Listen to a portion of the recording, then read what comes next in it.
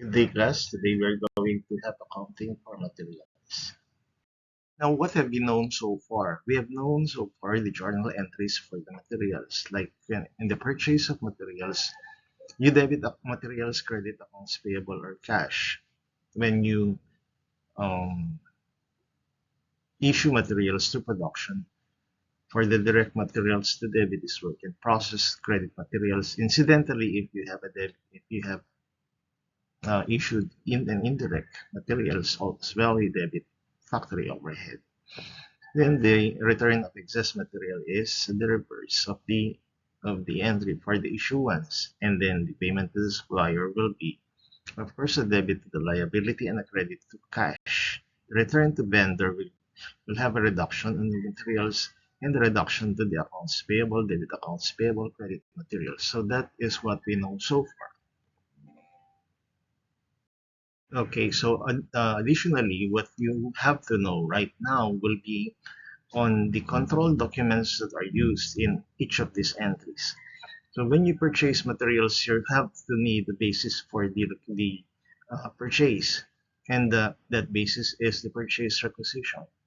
This is coming from the warehouse manager. The warehouse manager actually determines the need for the materials based on the available materials in the warehouse. Now, it's not the production department which directly dictates the purchase requisition because when the production will request for the materials, it has to be already available in the warehouse. So dapat ready na siya. And then yung warehouse naman, he checks or the in charge will check on the availability of the materials. He will not wait until the materials are already completely exhausted. And so the purchase requisition is the call of the warehouse manager. Then it is now the purchase requisition is now the basis for the purchasing department or the procurement department to make the purchase order. This is given to the supplier who in turn gives their sales invoice along with the delivery of the requested purchase. This is otherwise known as the bill of materials. And then as the supplier will deliver the goods to the um, purchaser, that's us. We are purchasing materials here. We will be conducting an inspection, and as we receive the document, it's called a receiving report or an inspection and receiving report. Okay, this proves the quantity and the quality of the materials that are being purchased and that they are in accordance with the purchase order and the sales invoice. Now, usually the purchase order is generally um, without a, quantity such that the receiver will actually count the number of so another person in charge will be checking on the data where there is a quantity in the purchase order so that they can match it with the um, count in the receiving report. And then the issuance of materials to production will require a materials requisition slip. This is being prepared by the production department. So the production will be needing um, materials for their production. So they will make a materials request by issuing this. This is given to the warehouse manager or the one in charge in storing the materials before they are needed for production. And of course, we have returns. So it's actually a reverse. The document that will be required will be materials return slip. And of course, this will be matched with the materials requisition slip so that they can tally the reduction in the materials requisition. And then as the payment to the supplier is made, of course, they will be checking on the purchase requisition, purchase order, the bill of materials, and the receiving report, and they will prepare the accounting department will prepare a disbursement voucher, and this will be uh, signed by the payee, and as they will be giving the check or the any mode of payment.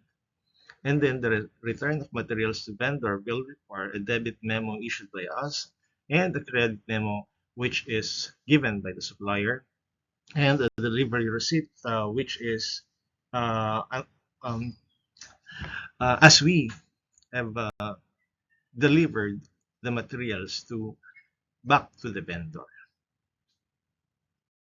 Okay, so the control documents that were mentioned will are part of the control uh, mechanism for materials, and it is very important to assure the authorization and approval of the material transactions, and also allow for a paper trail for verification and audit, and will, of course, um, enable accountability for several persons that are, or whoever the person who are in charge.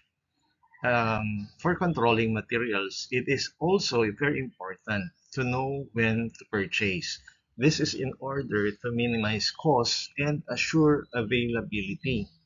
Now, of course, it is logical that we have to assure availability of the materials needed for production. So there are several concepts regarding whether they should have to keep materials ahead for production, or they will just purchase as they are needed. That is what we call just-in-time system.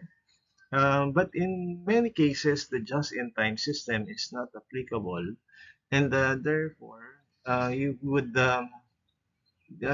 be assured that the needed available and the needed materials are always available. But of course, you'll have to consider that there is a cost of maintaining too many inventories on hand. Of course, if you are maintaining a lot of inventories which may not be needed immediately, then you might be spending more of your working capital on these inventories. But of course, you would know that there could be other uses of these funds to maximize profitability. Okay, so when do you have to purchase? So these are the methods to know. It's actually these methods may be used together with each other. So in independent concepts to Opera, it's not that you do them separately each time. It the concepts here may be combined into one single policy. So the first one is order cycling. So what is order cycling? So very simple lang, yung pinaka-definition lang ng order cycling yung ano.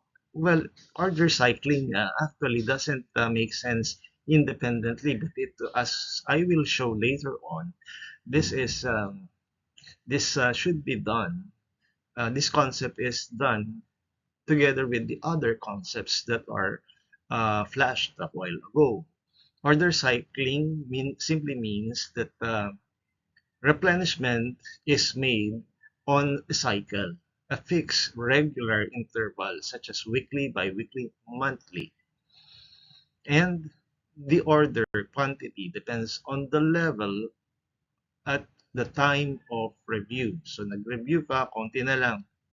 Yes, will be your order next time. Something like that. Okay, so another concept is the min-max method.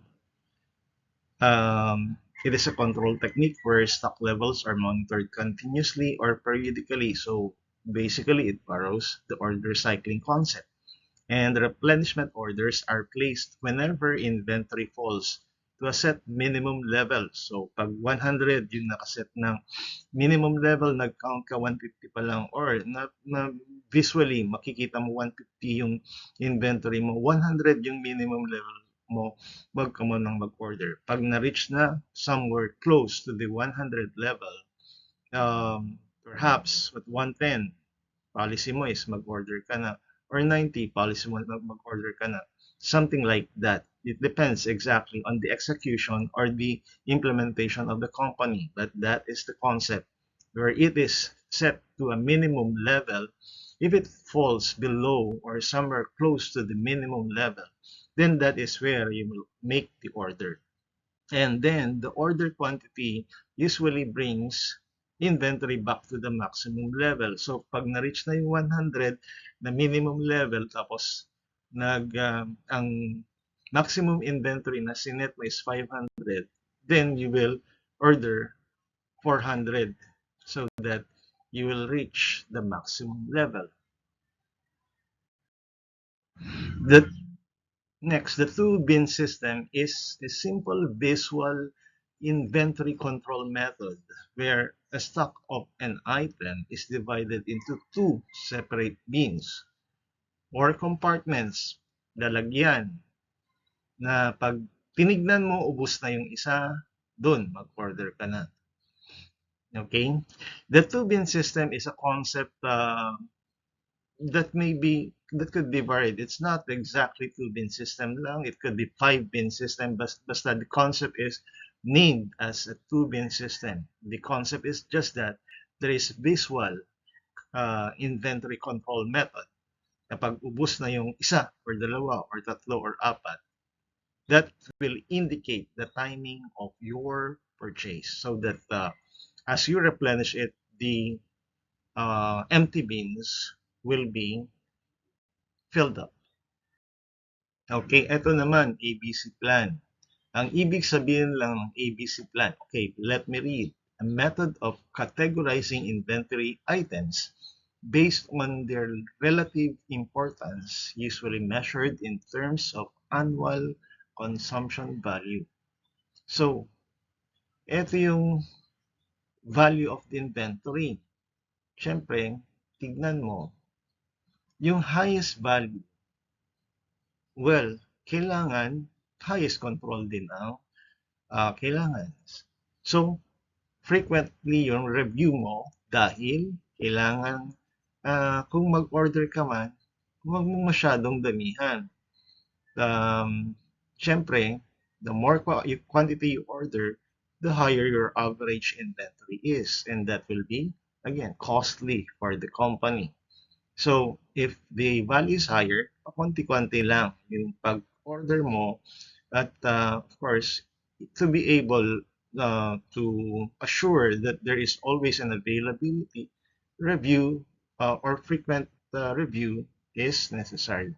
Of course, lowest value will necessitate less control and less frequent review. Okay, now let us have the concept of economic order quantity.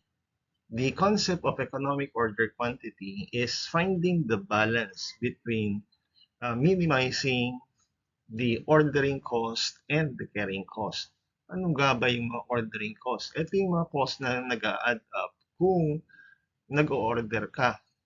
So, kung mas marami kang beses na nag-order, syempre dadami yan. So, yung purchase requisition preparation, purchase order, suppliers selection and negotiation, yung pag-canvas. Okay, ano pa? Unloading cost, invoice processing, payment processing, etc. Okay, so carrying cost naman, ito yung cost of carrying one unit of inventory per year. Okay, so basically, kung mas marami kang inventory, mas mataas yung carrying cost. So it includes warehouse rent, warehouse cost, deterioration, obsolescence, insurance, and taxes. So mas maraming inventory, mas maraming carrying cost.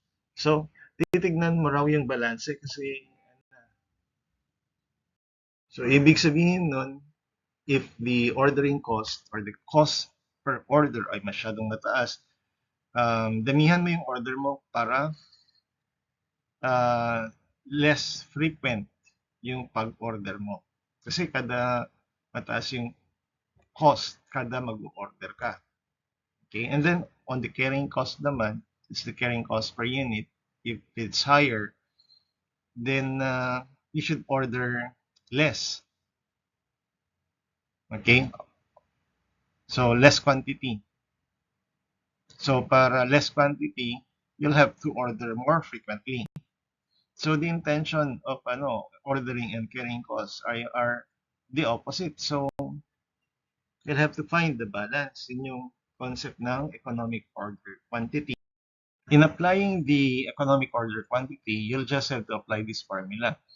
Well, bahala na kayo dun sa mga variables dito, but C refers to ordering cost, N equals annual demand, K equals carrying cost. Yung iba, nakikita ko ang OC na lang yung sinasabi.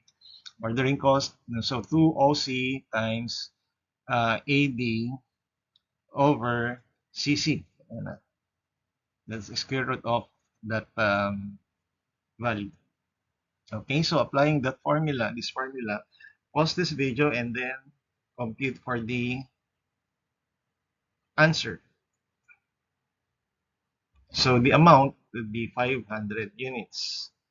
Okay, so I hope everybody gets that. Okay, and then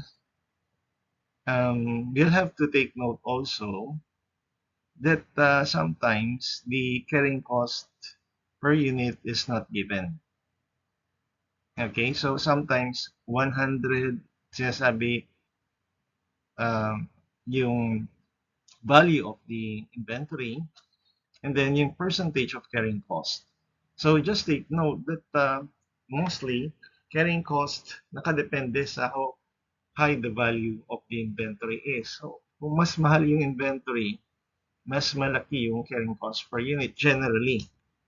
Okay, so if you have a data on this, i-multiply mo lang sila. That will give you the carrying cost per unit. Okay, so again, yung 100 dito at saka 8%, hindi, this is an additional given, assuming that 8 here is not identified. And then additionally, regarding economic order quantity, additional things that are being asked is the total carrying cost and the total ordering cost. Yung total carrying cost ay nakadepende dun sa average inventory, multiply mo lang ng carrying cost per unit. So, in the problem, it's 500 divided by 2. That's 250 multiplied by 8. So, the total carrying cost is 2,000. And then, the ordering cost naman, it's coming from the annual demand divided by the economic order quantity. What will that give you? That will give you the number of times you have ordered. So, annual demand, the total demand for the year, divided by yung order quantity mo. So, that is how frequent you have ordered. Multiply mo by the number or the cost per order, that will give you the total ordering cost. Okay, so order point is the concept wherein you will reorder at this point considering the lead time usage and the safety stock. Now, syempre, safety stock, ito yung minimum inventory mo na hindi mo gustong mapababa yung inventory up to this level. Okay? So, before na ma-reach yung inventory na to, dapat makapag-order ka na. Pero, meron tayong idinadagdag na lead time usage. Ano nga ba yung lead time usage? It is the number of stocks used while waiting for the delivery to arrive. So, if you made the order and it takes substantial time to be delivered to the place of business, then you should consider this as well kasi otherwise, maubusan ka talaga. Like for example, average daily usage is 10 and it takes 4 days to deliver the stocks. Then lead time usage is 40. Then you would if the safety stock is 50, then you would order when the inventory is 90 or somewhat close to this quantity. Now, the reorder point is also equal to the maximum lead time usage. Now, the safety stock kasi, it's, well, it could be based on something else. But when you have this maximum lead time usage, you can also derive the reorder point basing solely on this because dun sa maximum lead time usage, naka-built-in na yung safety stock that instead of the average, you would consider the maximum. So that will, the difference between the maximum and the average usage is actually what you are applying as safety stock. And then again, safety stock may not necessarily be coming from this alone because there might be other considerations that you would be assuming. Now, going back to what I have mentioned a while ago, these concepts are independent concepts that may be integrated into one policy. So, yung sinabi natin, order cycling, meron kang cycle na sinusunod. Okay. ABC plan, tinitignan mo yung higher value to be reviewed at shorter intervals. So, ayun, meron ding cycling na ginagawa dito. And then you would apply this with setting up a min-max such that integrating in the plan, you'll have a maximum that this is the maximum level of inventory that you will attain every time you have counted and then you would be identifying this number of orders to be made in order for you to reach the maximum level. And also, you would be considering that um, in trying to reach the maximum, then lead time usage may as well be considered because if ever the lead time usage is significant, then this might affect the availability of materials. Okay, and then the minimum, of course, will be also integrated in a ordering plan such that this will be the sign um, that you will reorder. In other situations, this may be called the reorder point. Okay, let's have this problem. So in here, we apply the concepts of reorder point and economic order quantity. Say the order point is computed based on the safety stock and the lead time usage. The lead time usage is coming from the average daily use of 200 multiplied by the lead time of 5 equals 1,000 plus safety stock of 200 equals 1,200. That is your reorder point. Now, reorder point may also be integrated into the computation 240. That's the maximum daily use multiplied by 5. So that will also give you 1,200. Okay, so in this problem, the absolute maximum inventory is also asked. In computing for that, syempre, kailan ba nangyayari yung maximum inventory? This is the time wherein the quantity ordered has just been delivered to the company. So, it's coming from the order point minus the minimum lead time usage. Okay, so ibig sabihin yan, pag minimum yung nagagamit mo during the lead time, upon the receipt of the inventory, meron ka pang natitira na 300. Okay? So, ito yung pinakamaraming inventory na pwedeng madatnan ng new set of inventory. Dahil syempre, instead na average yung nagamit, yung minimum lang per day ang nagagamit. So upon receipt of the new inventory, you'll have 300. And then, idagdag mo yung economic order quantity, yan yung kararating. So that will give you the maximum inventory of 2,300. Okay, so ano naman yung normal maximum inventory? This is coming from kung assuming ang nagagamit mo during the lead time is yung average lang. Okay, so pag nangyari yon, ang madadatnan ng new inventory is actually equivalent to the safety stock.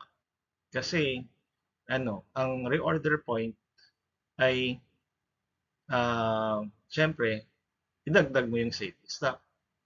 Okay? Ibabawas mo dyan yung average na nagagamit. So, ang matitira actually is the safety stock na 200. Okay?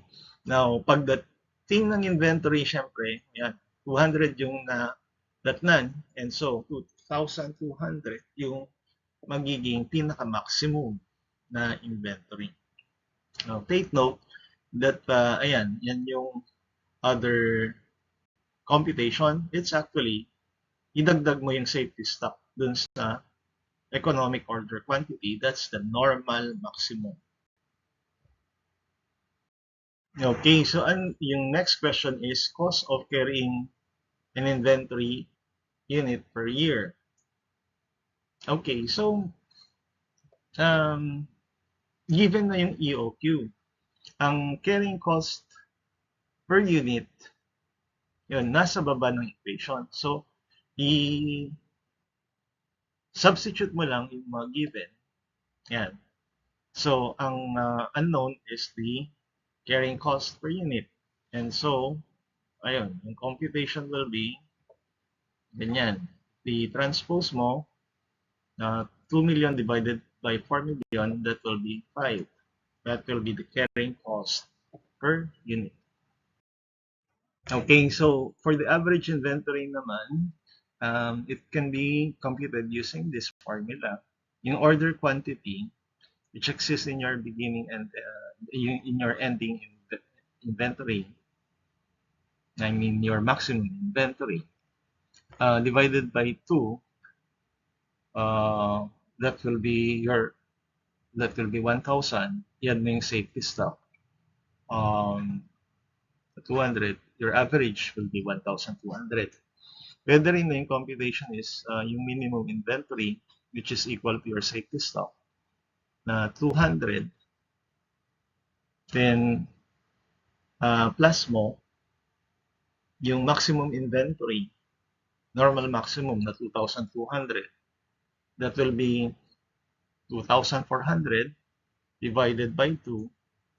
That is 1,200 average inventory. Simple lang. Okay, so here are other control methods or control measures for materials, which will be concerning the actual physical safeguarding of materials para hindi mawala yung mga materials. So regarding control, you will have to consider first quality, cost, and also control measures para hindi manakaw or mawala yung mga materials. Number one, limited access. There must be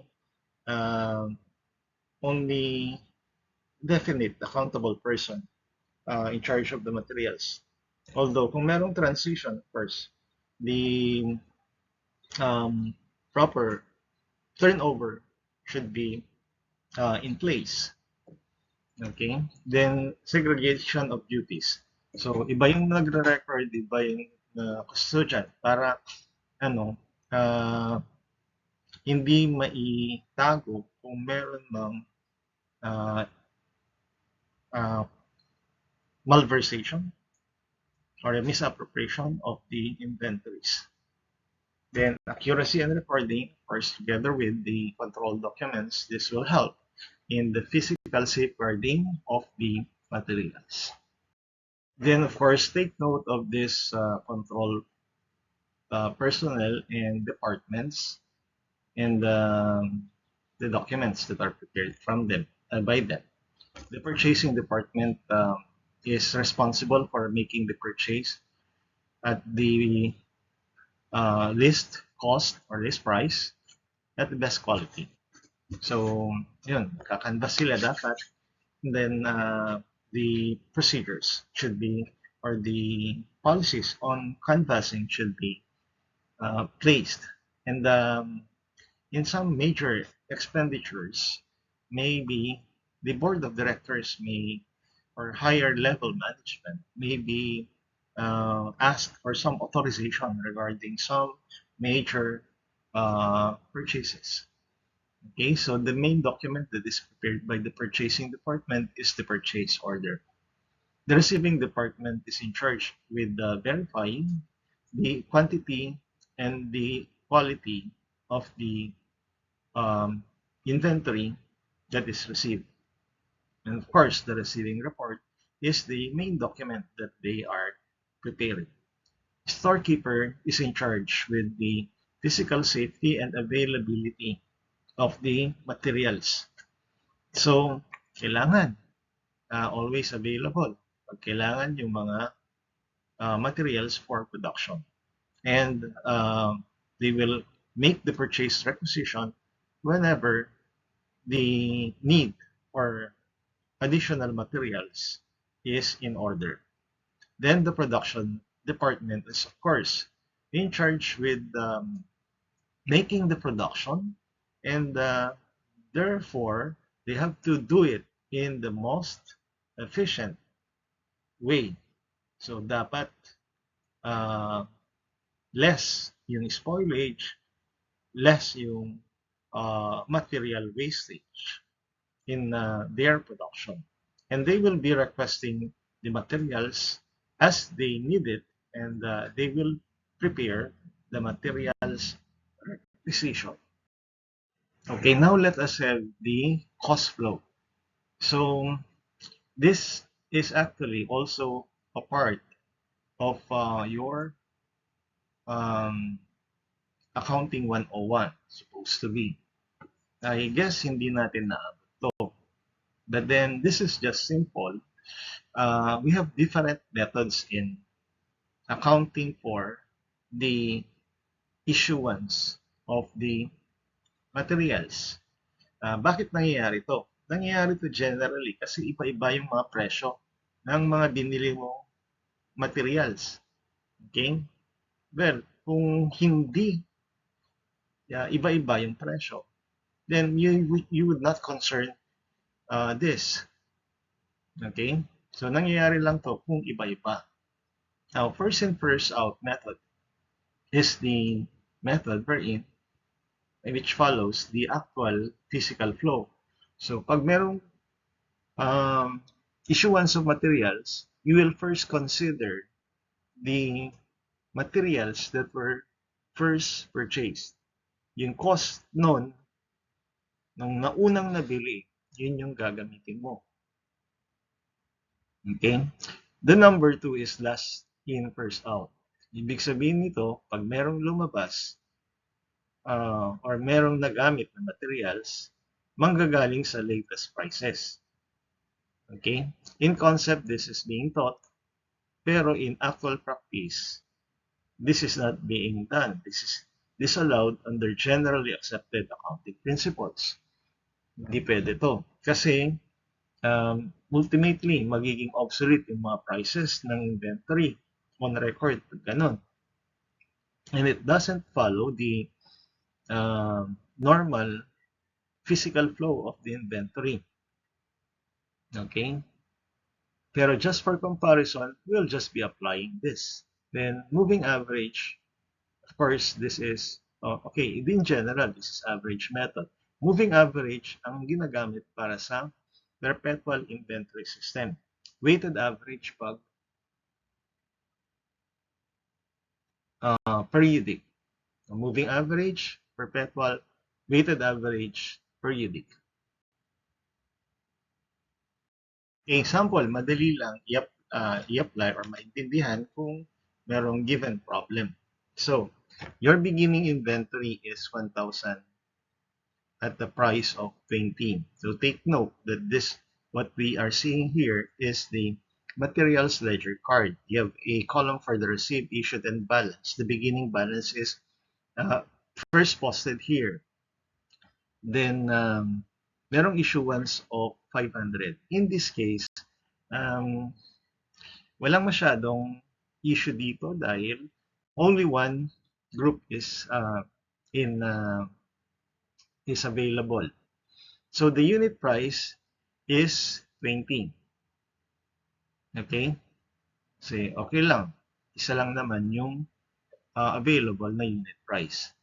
Now, again, hindi masyadong issue yung mga first in, first out, etc. Kung isa lang yung panggagalingan ng inventory natin. Pero dito yung take note. December 15, bumili ka. Plot mo dito yung balance and then i-plot mo yung na-receive. Okay? Then, idagdag mo, ilagay mo sa new balances. So now here, we have two sets of inventory that is available. Okay? So, ayan, bar na kumatoy. Ito yung inventory mo, 500 at 20 and 1,000 at 24. Now, next, we have on December 20, an issuance of 250.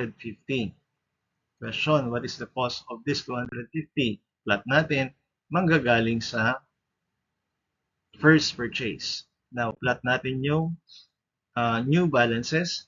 We have 250 at 20. Yun yung natira.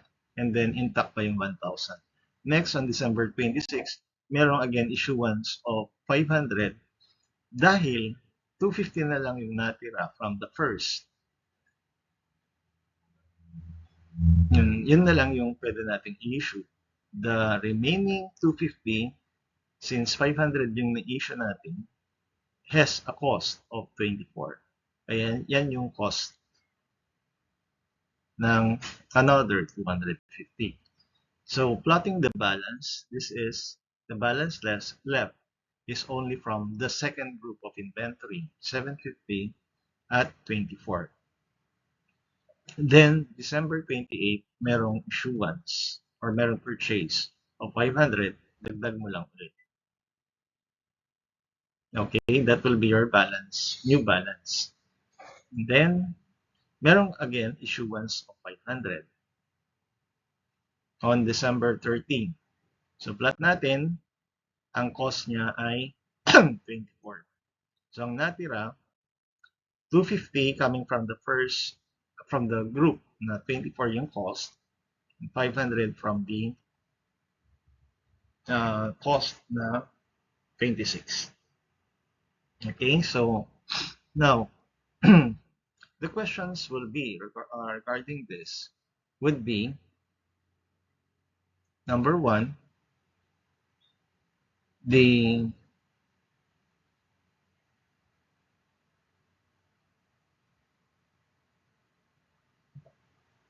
how much is the cost of the inventory end? And that will be, of course, 6,000 plus 13,000 equals 19,000. Another question that may arise would be, how much would be the direct materials used? In that case, you will be adding the items under the issued column. And this will be 10,000 plus 5,000 plus 5,000 plus 6,000 plus 12,000 equals 38,000. Now, what we have finished is the perpetual inventory method, first in, first out. Okay, so perpetual inventory method is applying the concept of first in, first out every time there is a transaction. Sa this one, i-apply natin na susunod ay periodic inventory method. Ang difference is, you just plot lahat ng mga purchases. And then, tignan mo yung ending inventory. Plus or minus bit lang mo pa. Beginning plus minus purchase, minus issuances plus purchases. Ayun.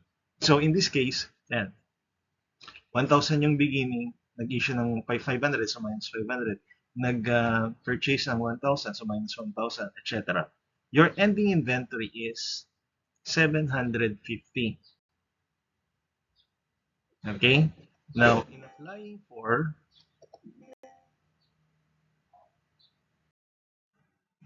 applying for the periodic inventory method, you'll just have to get